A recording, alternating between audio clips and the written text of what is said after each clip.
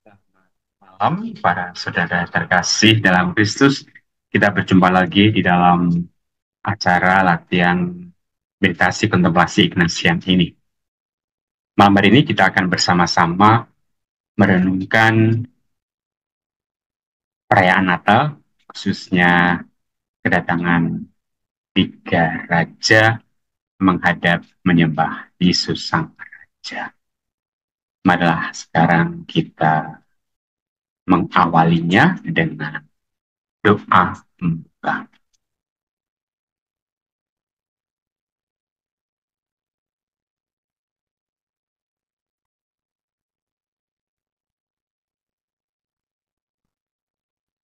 Dalam nama Bapa dan Putra dan Roh Kudus. Allah Bapa yang Maha Baik, kami bersyukur kepadamu atas segala rahmat-Mu kepada kami, secara khusus rahmat Natal, rahmat sukacita, damai Natal, dan juga rahmat tahun yang baru 2024. Kami masih Kau perkenankan untuk memuliakan Engkau melalui hidup dan pelayanan kami ini. Bapak yang baik, kini kami akan melanjutkan latihan kontemplasi kami. Kami akan merenungkan tiga raja yang datang untuk menyembah Yesus Sang Raja. Semoga kami pun juga dalam seluruh hidup kami pun selalu menyembah, memuji, dan memuliakan Yesus dan Engkau sendiri melalui hidup dan pelayanan kami. Berkatilah latihan kami agar bisa berjalan dengan baik dan lancar, dan kami pun bisa mendapatkan buah-buah rohani yang berguna untuk hidup kami selanjutnya. Semua doa ini kami ajukan kepadamu dengan pada Kristus Tuhan kami. Malah sekarang kita lihat sejenak peristiwa perayaan Natal di Vatikan.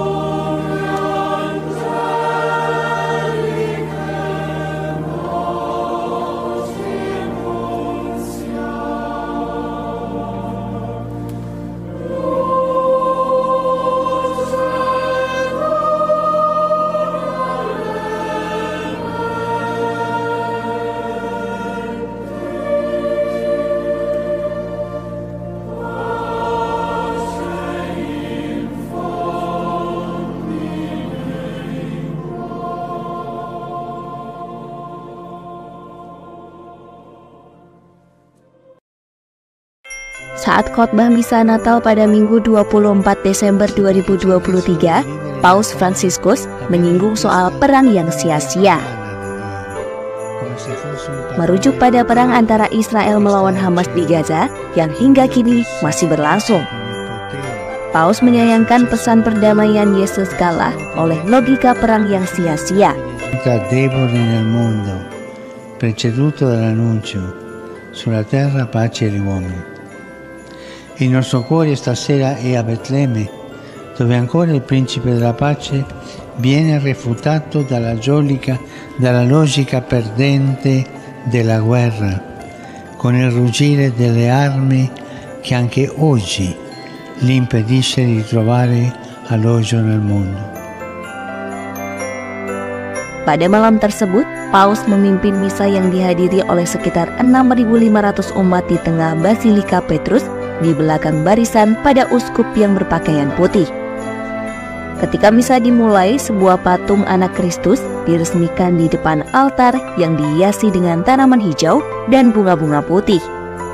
Anak-anak yang mewakili seluruh penjuru dunia pun meletakkan bunga di sekitar singgasana berlapis emas.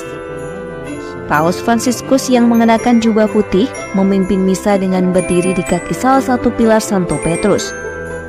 Mengingat bahwa Yesus dilahirkan saat penghitungan suara untuk memperkuat kekuasaan Raja Daud, Paus Fransiskus pun memperingatkan bahwa pencarian kekuasaan dan kekuatan duniawi, ketenaran, dan kemuliaan yang diukur dari kesuksesan, hasil, dan angka dunia yang terobsesi dengan pencapaian. Paus pun turut mengajak umat untuk tidak mencampur adukan perayaan dengan konsumerisme. Sebagai seorang Kristen, harus dapat merayakan dalam kesederhanaan tanpa pemborosan dan berbagi dengan mereka yang kekurangan. Secara umum, umat Katolik menandai malam Natal dengan menghadiri misa pada tengah malam. Namun selama bertahun-tahun, Vatikan telah menetapkan waktu, yakni 7.30 malam, yang awalnya ditetapkan selama jam malam pandemi. Pada hari Minggu, puluhan ribu warga Roma, turis, dan peziarah diperkirakan akan memadati lapangan Santo Petrus untuk mendengarkan Paus Fransiskus menyampaikan pidato terkait isu dunia dan memberikan restunya. Pidato yang dikenal dalam bahasa Latin sebagai Urbi et Orbi yang artinya kepada kota dan dunia ini secara umum adalah kesempatan untuk membahas krisis termasuk perang, penganiayaan, dan kelaparan di berbagai belahan dunia.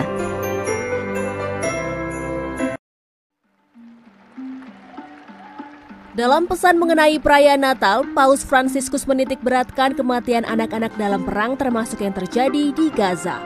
Dalam pidato Urbi et Orbi pada Senin, 25 Desember, Paus pun mengatakan serangan yang dilakukan Israel merupakan hal mengerikan karena mengambil nyawa dan hak warga sipil yang tidak bersalah.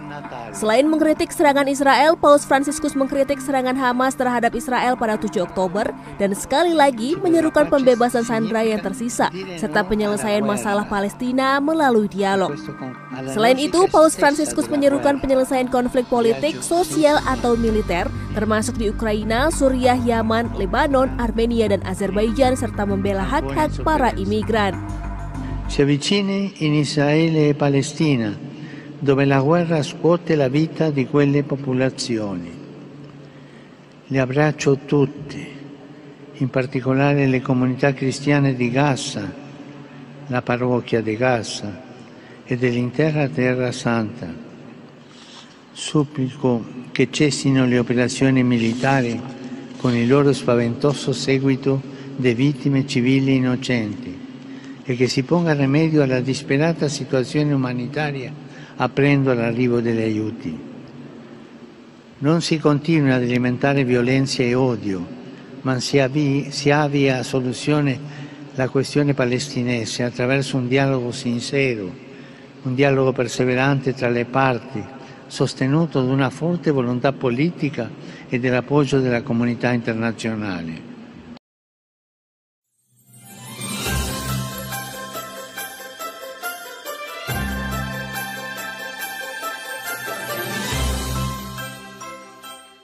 Desember tiba. Mendengar kata Desember, tentu yang terbesit di benak kita salah satunya adalah Natal. Ya, apa sih yang pemirsa tunggu-tunggu di momen Natal? Berlibur, berkumpul bersama keluarga, atau tradisi bertukar kado Natal nih? Ternyata tiap daerah memiliki cara uniknya masing-masing loh pemirsa ketika merayakan Natal. Yuk kita lihat gimana negara-negara di berbagai belahan dunia merayakan Natal. Jólabokkaflót. Di Islandia ada tradisi Jólabokkaflót atau disebut banjir buku saat Natal. Masyarakat di Islandia biasa menikmati momen Natal dengan membaca buku-buku.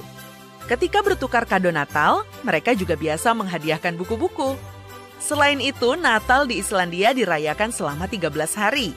Setiap malam Natal, anak-anak di Islandia dikunjungi oleh 13 Jolets. Sama seperti cerita Sinterklas, konon Jolets akan memberikan hadiah kepada anak-anak yang dianggap berperilaku baik. Menyantap Kentucky Fried Chicken. Di Jepang, Natal bukan hari libur nasional, tetapi warganya tetap merayakan Natal dengan tradisi yang unik. Saat Natal, keluarga-keluarga di Jepang akan mengunjungi Kentucky Fried Chicken untuk makan ayam goreng. Tradisi ini disebut Kurisumasu Niwa Kentucky. Warga Jepang rela antri berjam-jam, bahkan memesan dari berbulan-bulan sebelumnya.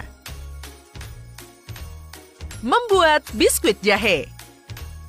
Di Norwegia sudah menjadi tradisi untuk membuat biskuit jahe atau gingerbread ketika memasuki masa Natal. Tradisi ini berkembang hingga menjadi tren. Masyarakat di Norwegia membuat kota biskuit jahe yang menarik disebut Pepperkakebyen. Bahkan kota biskuit jahe di Bergen, Norwegia pernah menjadi yang terbesar di dunia. Parol atau Festival Lampion Raksasa. Parol adalah lentera tradisional yang menjadi simbol khas Natal di Filipina. Desain parol sebenarnya bervariasi, tapi bentuk salbat atau bintang 8 sudut adalah yang paling umum. Sekarang parol semakin modern dengan desain dan teknologi terkini. Festival Parol menjadi festival lampion raksasa yang diadakan di berbagai kota di Filipina saat Natal. Itu dia beberapa tradisi merayakan Natal di berbagai belahan dunia. Beragam dan unik ya. Nah, pada sekarang kita bersama-sama membaca kitab suci dan juga penjelasan dari perikop tentang Kisah 3 Raja.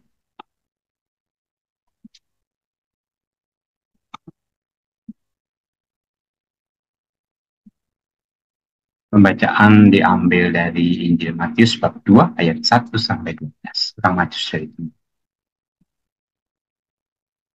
Sesudah Yesus dilahirkan di Bethlehem di tanah Yudea pada zaman Raja Herodes, datanglah orang-orang Majus dari timur ke Yerusalem dan bertanya-tanya, "Di manakah dia, raja orang Yahudi yang baru dilahirkan itu? Kami telah melihat bintangnya di timur dan kami datang untuk menyembah dia." Ketika Raja Herodes mendengar hal itu, terkejutlah ia beserta seluruh Yerusalem. Maka dikumpulkannya semua imam kepala dan ahli Taurat bangsa Yahudi, lalu dimintanya keterangan dari mereka di mana Mesias akan dilahirkan. Mereka berkata kepadanya, "Di Bethlehem, tanah Yudea, karena demikianlah ada tertulis dalam kitab Nabi, dan engkau Bethlehem, tanah Yehuda, engkau sekali-kali bukanlah yang terkecil di antara mereka yang memerintah Yehuda. Karena daripada mula akan bangkit seorang pemimpin yang akan mengembalakan umatku Israel." Lalu dengan diam-diam Herodes manggil orang-orang Majus itu dan dengan teliti bertanya pada mereka bila mana bintang itu tampak. Kemudian yang mereka ke Bethlehem katanya, "Pergi dan selidikilah dengan seksama hal-hal mengenai anak itu, dan segera sudah menemukan dia, kabarkanlah kepadaku, supaya aku pun datang menyembah dia." Setelah mendengar kata-kata raja itu, berangkatlah mereka. Dan lihatlah bintang yang mereka lihat di timur itu mendahului mereka hingga tiba dan berhenti di atas tempat di mana anak itu berada. Ketika mereka melihat bintang itu, sangat bersukacitalah mereka. Maka masuklah mereka dalam rumah itu dan melihat anak itu bersama dengan Maria ibunya, lalu sujud menyembah dia. Mereka pun membuka tempat harta bendanya dan mempersembahkan persembahan padanya, yaitu emas, kemenyan, dan mur. Dan karena diperingatkan dalam mimpi supaya jangan kembali kepada Herodes, maka pulanglah mereka ke negerinya melalui jalan lain. Nah, sekarang malah kita lihat videonya.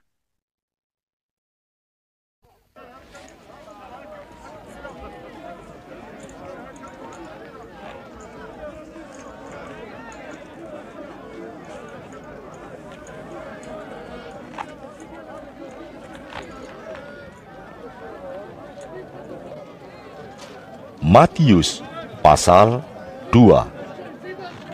Sesudah Yesus dilahirkan di Bethlehem di tanah Yudea pada zaman Raja Herodes, datanglah orang-orang Majus dari timur ke Yerusalem dan bertanya-tanya, "Di manakah dia, raja orang Yahudi yang baru dilahirkan itu?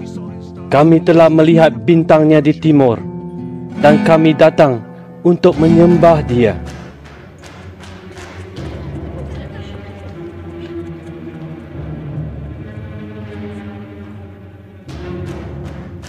Ketika Raja Herodes mendengar hal itu, terkejutlah ia beserta seluruh Yerusalem. Maka dikumpulkannya semua imam kepala dan ahli Taurat bangsa Yahudi. Lalu dimintanya keterangan dari mereka, di mana Mesias akan dilahirkan. Mereka berkata kepadanya, di Bethlehem di tanah Yudea, karena demikianlah ada tertulis dalam kitab Nabi. Dan engkau Bethlehem, tanah Yehuda, engkau sekali-kali bukanlah yang terkecil di antara mereka yang memerintah Yehuda, karena daripadamulah akan bangkit seorang pemimpin yang akan menggembalakan umatku Israel. Lalu dengan diam-diam Herodes memanggil orang-orang Majus itu, dan dengan teliti bertanya kepada mereka bila mana bintang itu nampak. Kemudian ia menyuruh mereka ke Bethlehem. Katanya, pergi dan selidikilah dengan seksama hal-hal mengenai anak itu, dan segera sesudah kamu menemukan dia, kabarkanlah kepadaku, supaya aku pun datang menyembah dia.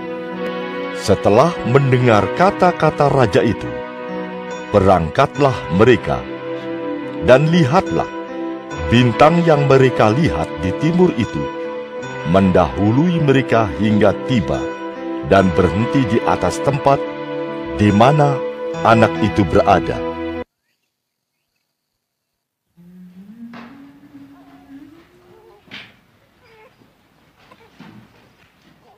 Ketika mereka melihat bintang itu, sangat bersukacitalah mereka.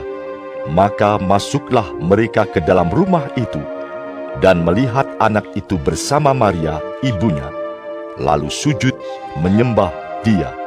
Mereka pun membuka tempat harta bendanya, dan mempersembahkan persembahan kepadanya, yaitu emas, kemenyan, dan mur.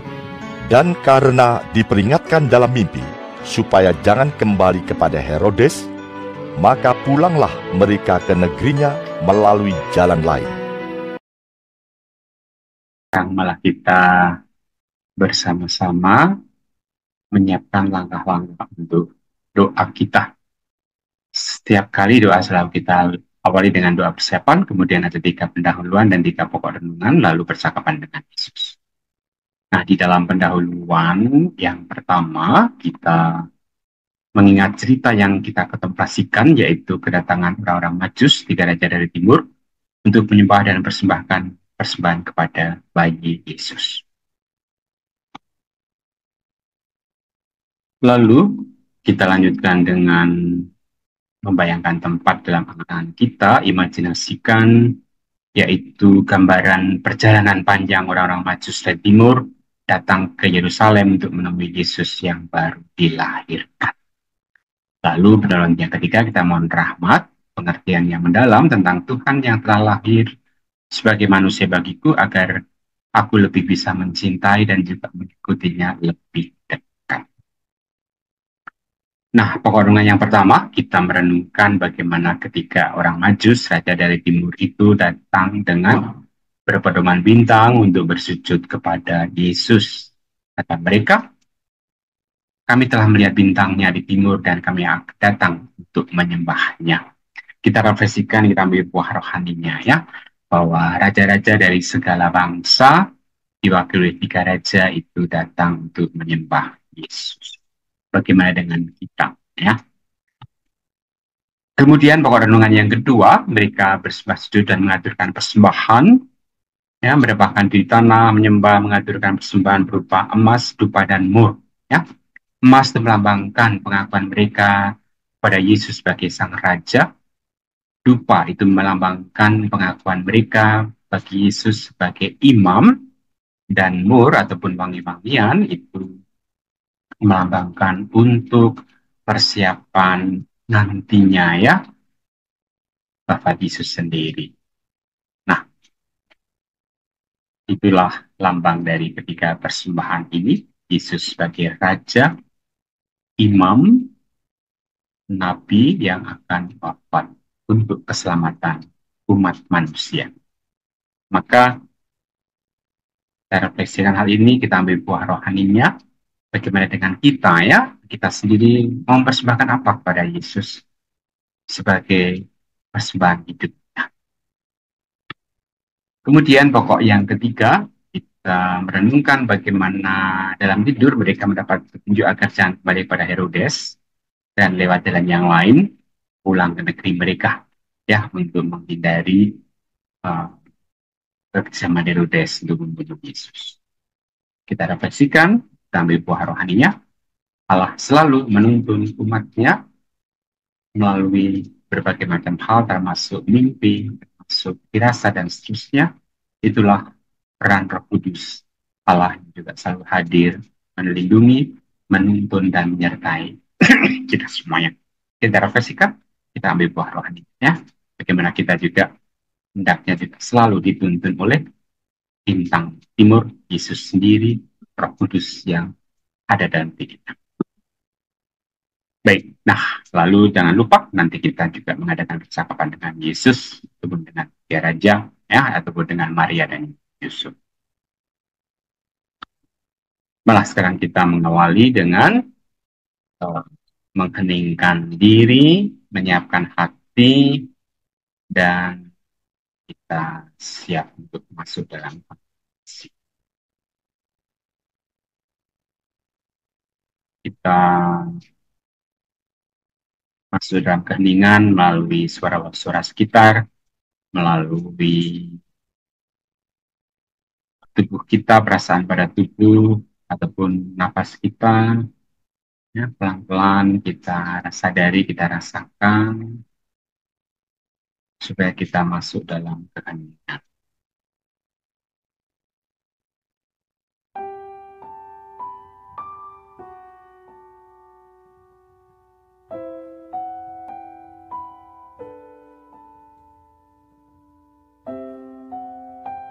Ya Tritunggal Maha Kudus yang amat pantas disembah, biarlah aku bersujud di hadapan-Mu untuk menyatakan baktiku kepadamu Allah yang Maha Agung.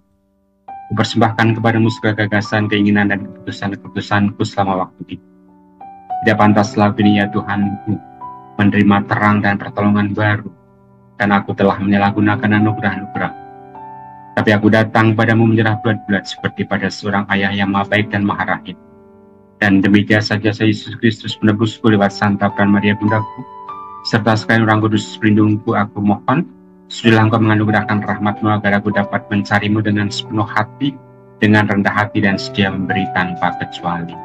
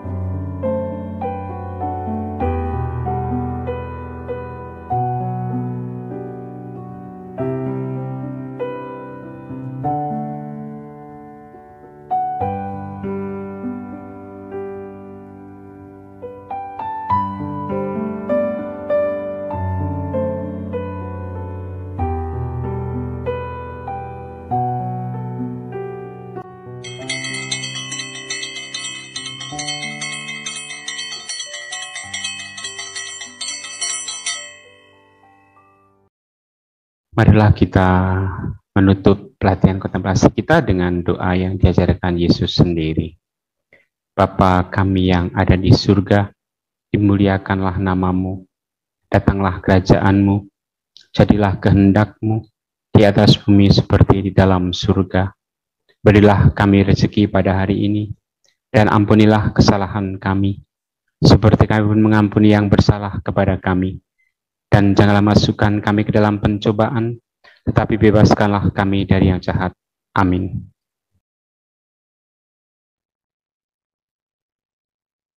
Nah, bagaimana dengan kontemplasi kita kali ini? Semoga kita semua bisa mengambil buah rohani, bagaimana kita pun diajak untuk menyembah Yesus Sang Raja kita, supaya kita pun juga selalu dituntun oleh Yesus sendiri, oleh Roh Kudus, untuk memasuki sepanjang tahun 2024 ini, tahun yang penuh dengan dinamika, termasuk dalam hidup berbangsa dan negara kita. Nah, sekarang kita lihat beberapa peringatan di bulan Januari ini. Itu dimulai dengan 1 Januari kemarin kita merayakan Maria Bunda Allah, ya. Ini adalah gelar Maria sebagai Bunda Allah karena Maria adalah ibunya Yesus dan Yesus adalah Allah sendiri, maka kita bisa mengatakan Maria sebagai Bunda Allah. Itulah yang ditetapkan dalam konsili di Efesus tahun 451. Selain itu, 1 Januari juga kita diajak oleh Paus Fransiskus untuk bersama-sama berdoa bagi perdamaian dunia. 1 Januari adalah Hari Perdamaian Sedunia. Kemudian, 2 Januari kita memperingati Santo Basilius Agung dan juga Santo Gregorius dari Nazianze. Nah, Santo Basilius Agung lahir tahun 330, berasal dari Konstantinopel, sekarang Istanbul di Turki, wafat tahun 379. Beliau adalah uskup dan pujangga besar gereja. Lalu Santo Gregorius dari Nazianze itu juga sama, lahir tahun 330, berasal dari Nazianze, Kapadokia, Asia Kecil, wafat tahun 350. Beliau adalah pengkhotbah yang ulung untuk menentang bid'ah Arianisme. Kemudian tanggal 3 Januari kita memperingati pesta nama Yesus, nama bagi Serikat Yesus. Pesta nama Yesus yang tersuci, nama yang diberikan kepada Serikat Yesus untuk menyandang nama Yesus supaya para Yesuit, anggota Serikat Yesus, semuanya bisa mewartakan Yesus melalui hidup mereka. Kita semua pun juga menyandang nama Yesus dalam diri kita masing-masing. Kemudian tanggal 7 Januari besok kita memperingati Epifani, Hari Raya Penampakan Tuhan, ya, di mana 3 raja, 3 majus dari timur itu datang untuk menghadap Yesus. Penampakan Tuhan Yesus melalui bayi yang kecil, yang sederhana, lahir di kandang di Betlehem. Itulah penampakan Tuhan untuk kita semuanya. Kemudian tanggal 8 Januari itu kita memperingati pesta pembaptisan Tuhan. Ya. Ini adalah penutup masa Natal. Maka mulai 9 Januari kita sudah memasuki masa biasa. Tanggal 17 Januari kita memperingati Santo Antonius Pertapa, lahir tahun 251 dari Mesir, wafatnya 356. Beliau adalah seorang pertapa, bapak dari para rahib, ya, Santo Antonius. Kemudian 18 Januari merupakan hari untuk pembukaan Pekan Doa Sedunia. Kita diajak untuk berdoa bagi persatuan umat Kristiani selama 1 minggu, ya, 18 sampai 25 Januari. Kemudian tanggal 19 Januari kita memperingati Santo Yohanes Ogilvie dan kawan-kawan, para martir Yesuit di Skotlandia, ya. Santo Yohanes Akwilvi lahir tahun 1579, wafatnya 1615. Ia dan kawan-kawan menjadi martir untuk membela otoritas pausnya yang ditentang di Inggris. Kemudian tanggal 20 Januari kita memperingati Santo Paus Fabianus pertama dan Santo Sebastianus. Ya, Paus Fabius yang pertama itu hidup abad yang ketiga dari Roma, wafat sekitar tahun 250. Beliau adalah Paus yang ke-20, membenahi administrasi gereja. Lalu Santo Sebastianus juga hidup abad ketiga dari Narbonne, Gaul, Prancis, wafat sekitar tahun 288. Beliau adalah martir kesatria yang gagah berani. 21 Januari kita memperingati Santa Agnes.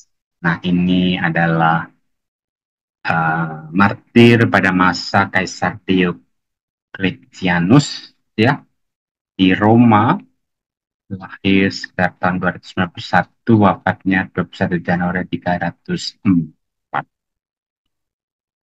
Kemudian 24 Januari kita memperingati Santo Franciscus de Sales.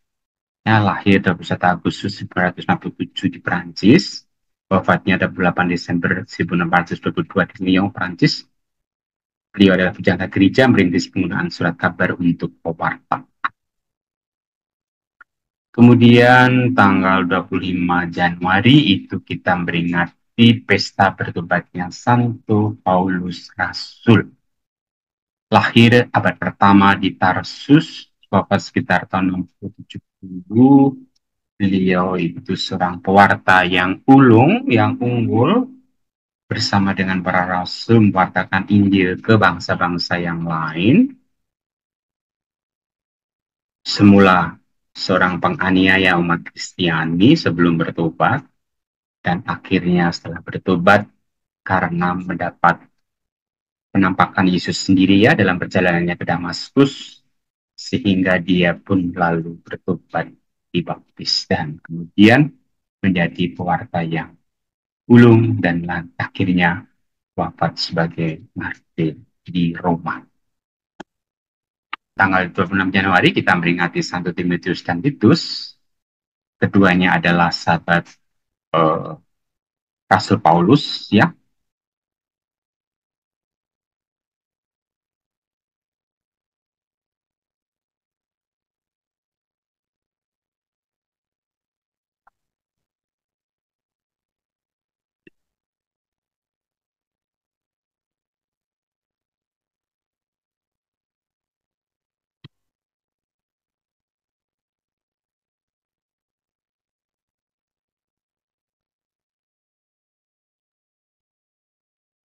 Nah, tanggal 26 Januari kita memperingati Santo Timotius dan Santo Titus. Keduanya adalah sahabat Rasul Paulus. Mereka dipilih oleh Paulus untuk menjadi pemimpin jemaat di Efesus untuk Timotius dan di Kreta untuk Titus.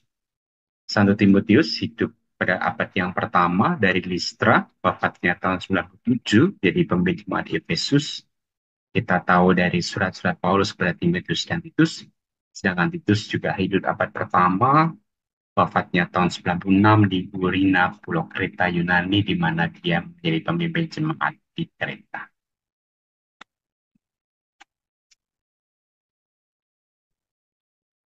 Kemudian tanggal 27 Januari kita memperingati Santa Angela Merici, ya, yang lahir tanggal 21 Maret 1474 dari Desenzano, Italia. Wafatnya 24 Januari 1940 di Brescia, Italia. Beliau itu mendirikan Ordo Santa Ursula, ya, yang terkenal dengan Ursulin, ya. Oke. Kemudian tanggal 28 Januari kita memperingati Santo Thomas Aquino. Ini adalah seorang pujangga gereja yang besar, ya, hidup abad pertengahan dengan pandangan-pandangan filsafat maupun teologinya, ya, sangat lengkap dan juga mempunyai koleksi seri teologi ya yang sangat terkenal untuk dasar pemahaman gereja, teologi gereja sampai saat ini, Summa Theologica namanya. Lahir tahun 1225 di Monte Cassino, Italia. Wafatnya 7 Maret 1274 di Fossa Nuova, dekat Terracina, Italia. Baik. Lalu 31 Januari kita memperingati Santo Yohanes Bosco, lahir 16 Agustus 1815 dari Becci, Castelnuovo d'Asti, Piedmont, Italia. Wafatnya 31 Januari 1888 di Torino, Italia. Beliau mendirikan kongregasi Salesian Don Bosco STB. Baik, malah sekarang kita bersama berdoa bersama dengan Paus Fransiskus untuk mendoakan wujud beliau pada bulan Januari. Marilah berdoa.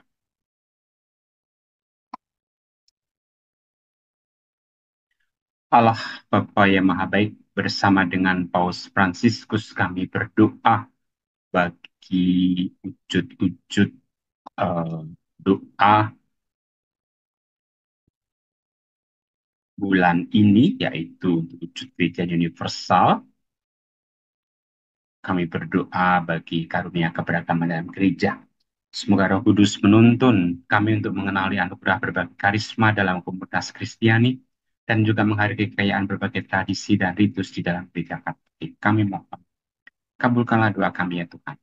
Untuk wujud gereja Indonesia, kami berdoa bagi keluarga muda. Semoga keluarga-keluarga muda menemukan ruang pribadi yang intim dan penuh cinta ilahi di tengah kesibukan kerja, rumah tangga, dan peran dalam gereja serta masyarakat. Kami mohon, kabulkanlah doa kami ya Tuhan. Untuk wujud khusus, kami berdoa bagi pemilu yang damai. Semoga pemilu 14 Februari 2024 dapat berjalan dengan damai, jujur, dan adil, sehingga Indonesia dianugerahi para pemimpin negara yang bertanggung jawab dan berdedikasi untuk kemajuan bangsa Indonesia menuju Indonesia. Untuk pemilu yang damai, kami mohon, kabulkanlah doa kami. Kita juga berdoa untuk kita semuanya, untuk keluarga kita masing-masing, supaya di tahun yang baru 2024 ini, kami semuanya bisa memuji memuliakan Engkau melalui hidup dan pelayanan kami. Jauhkanlah kami dari segala yang jahat, dan semoga kami pun selalu bisa setia untuk memuji dan memuliakan Tuhan. Kami mohon, kabulkanlah doa kami ya Tuhan. Kita ini sejenak kita sampaikan doa-doa pribadi kita.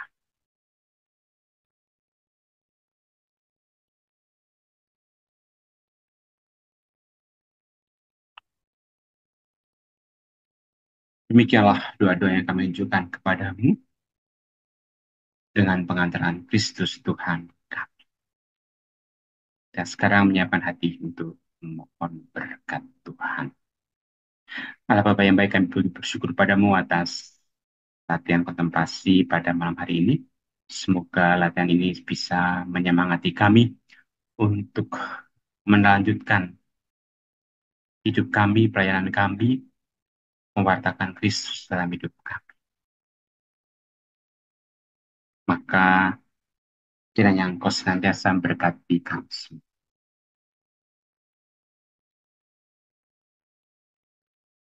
Tuhan bersamamu dan bersama rohmu.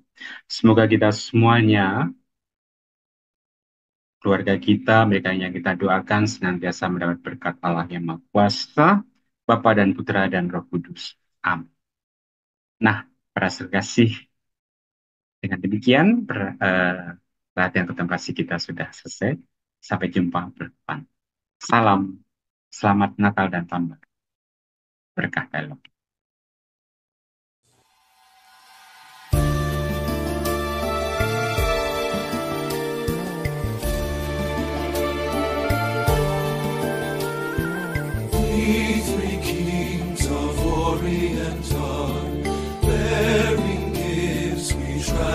Afar, field and fountain, moor and mountain, following yonder star.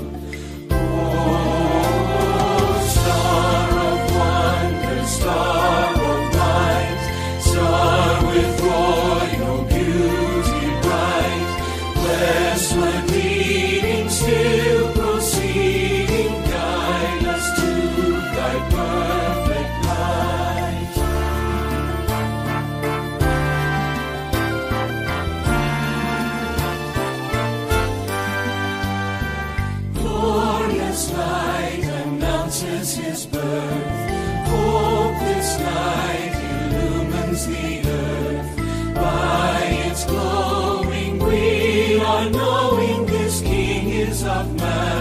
last word.